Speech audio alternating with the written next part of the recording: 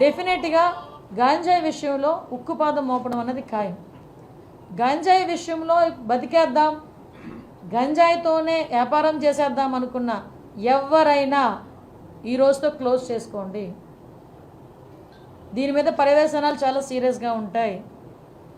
గంజాయితో దొరికితే ఏదో పాపం ఎంత దారుణం అంటే 18 నుంచి 25 సంవత్సరాల లోపు ఉన్న వాళ్ళు ఎక్కువ మంది ఈ గంజాయి ట్రాన్స్పోర్టేషన్లో.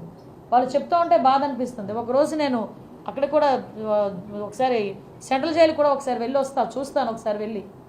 అక్కడ కడుపుతో ఉన్న వాళ్ళు ప్రెగ్నెంట్ లేడీస్, చిన్న చిన్న పిల్లలు, వాళ్ళందరూ కూడా ఈరోజు 1200 మంది జైల్లో ఉన్నారంటే ఏంటి దాని పరిస్థితి ఏంటి అంటే, ఇన్ని సంవత్సరాలు ఈ 5 సంవత్సరాలు విశాఖపట్నాన్ని రాజధాని చేసేస్తానని మాట్లాడి ఏందయ్యా రాజధాని చేసామంటే గంజాయికి రాజధాని చేశాం, డ్రగ్స్కి రాజధాని చేశారు. రోడ్డు మీదకి వెళ్తా ఉంటే భయం వేస్తూ ఉంటుంది. ఇటువంటి సిచ్యువేషన్ నుంచి కంపల్సరీగా ఒక మార్పు అయితే తీసుకురావాలి. ఆ మార్పు తీసుకురావడానికి వైజాగ్ ప్రజల్ని కూడా నేను సపోర్ట్ కోరుకుంటున్నా. డెఫినెట్గా పోలీస్ వాళ్ళకి సపోర్ట్ చేయండి. సిటీ సరౌండింగ్స్ అంతా కూడా ఆ అలర్ట్నెస్ అనేది క్రియేట్ చేయాలి ఫస్ట్. అంటే ఈ గుంపులుగా కూర్చొని రోడ్ల మీద కూర్చొని గంజాయి తాగేది, రోడ్ల మీద వాళ్ళు వీరంగం చేసేది, రోడ్ల మీద వెళ్ళే పాసెంజర్స్ని ఆపేది, ముందు అలాంటివన్నీ కొంచెం ఉన్నవి కంట్రోల్ అవ్వాలి. దానికి కంట్రోల్ అవ్వడానికి ముందు టాస్క్ ఫోర్స్ అనేది పనిచేస్తుంది. ఇంకోటి కూడా చెప్తున్నా, ఇప్పుడు ప్రతి ఒక్క చోట పోలీసులు వెళ్ళి కూర్చొని చూడలేరు. నేను అది సిటిజన్ పార్టిసిపేషన్కి కూడా నేను ఇంకొకటి కూడా మేము మాట్లాడుకున్నాం.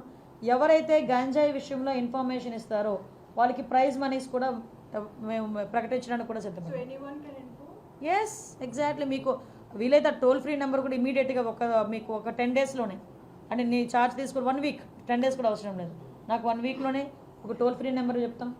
ఎవరైనా ఇన్ఫామ్ చేసింది కరెక్ట్ అయితే కనుక ఇన్ఫామ్ చేసిన వాళ్ళకి గోప్యంగా ఉంచుతాం, వాళ్ళని బహిర్గతం చేయం. ఒకటి భయం క్రియేట్ అవ్వాలి, 2 వాళ్ళకి లైవ్లీహుడ్ కావాలి. ఈరోజు గంజాయి ఎందుకు పండిస్తున్నారు? వాళ్ళు గిరిజనులు, అందరూ కూడా అమాయకులు. వాళ్ళు గిరిజనుల చేత పండిస్తున్నారు. వాళ్ళు కొంతమంది పెట్టుబడి పెడుతున్నారు, వెళ్ళి ఎకరాకి 1,00,000 ఇస్తాను, ఎకరాకి 2 లక్షలు ఇస్తాను అని వాళ్ళకి చేత పండిస్తున్నారు. ఆ తాలూకా దాని రెస్పాన్సిబిలిటీ అంతా పాపం ఆ గిరిజనులు భరిస్తున్నారు. రేపొద్దున ఎవరైతే పెట్టుబడి పెట్టాడో వాడు దొరకడు, మనకి ఎవడు దొరుకుతాడో, అక్కడ ఎవడైతే పండిస్తున్నాడో వాడు దొరుకుతాడు పోలీసులు వెళ్తే. సో అటువంటి సిచ్యువేషన్స్లో వాళ్ళకి మనం కొంచెం మోటివేట్ చేయాలి, అవేర్నెస్ క్రియేట్ చేయాలి. అవేర్నెస్ క్రియేట్ చేసి ఆటోమేటిక్గా ఇప్పుడు ఏదైతే కొంత మేరకు ఈ టర్మరిక్ అని, జింజర్ అని, నేను అదే అడిగాను, వాట్ అబౌట్ కాఫీ ప్లాంటేషన్ అన్నా. ఎందుకంటే మ్యాక్సిమం ఈ వ్యవసాయం కూడా పోడు వ్యవసాయంలో చేస్తారు. ఈ వాల్స్ మనకి కొండ హిల్స్కి సంబంధించిన స్లోప్స్లోనే జరుగుతుంది ఎక్కువ. ఈ స్టెప్ బై స్టెప్ అది పోడు వ్యవసాయం అంటారు. ఆ పోడు వ్యవసాయంలో జరుగుతుంది. కాఫీ ప్లాంటేషన్కి that is a suitable area కూడా. యాజ్ టాప్ 3 ప్రయారిటీస్ అయితే ఫస్ట్ థింగ్ గంజాయి డ్రగ్స్, కంట్రోల్ ఆఫ్ గంజాయి and drugs. Second thing is protection of women.